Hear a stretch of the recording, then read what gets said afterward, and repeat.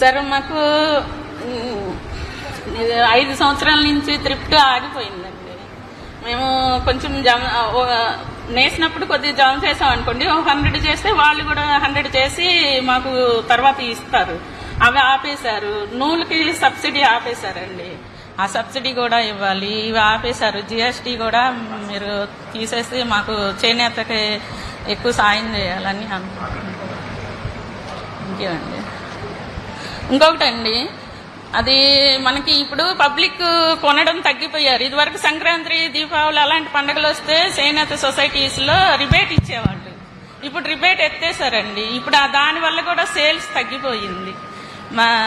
ఎక్కువ సేల్ ఉందనుకోండి, మనం ఎక్కువ నేసి ఎక్కువ మనకి సొసైటీకి ఎక్కువ యూజ్ అవుతుంది కదా.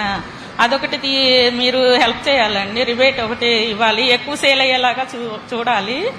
ప్లస్ ఇప్పుడు ఈ హ్యాండ్లూమ్ వచ్చేదానికి 1000 ఉందనుకోండి, పవర్ లూమ్ సేమ్ అలాగే చేసి 800గా అమ్ముతున్నారు. అప్పుడు ఇది తగ్గిపోతుంది, హ్యాండ్లూమ్ సేల్ తగ్గిపోతుంది. అదొకటి మీరు అరికట్టాలండి.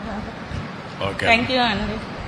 మన అంతకుముందు క్రితం మన గవర్నమెంట్లో మాకు సొసైటీలకి పావలా వడ్డీలు, యార్న్ సబ్సిడీ వచ్చేవి సార్.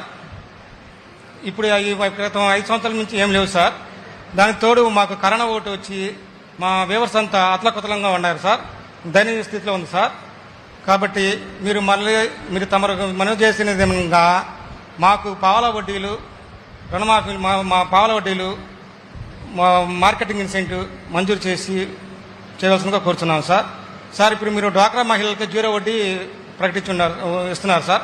అట్టనే మాకు సొసైటీలకు కూడా 0 వడ్డీ, ఇప్పుడు 5% పావలా వడ్డీలు కడుతున్నాం సార్. 0 వడ్డీ చేయవలసిందిగా కోరుతున్నాం సార్.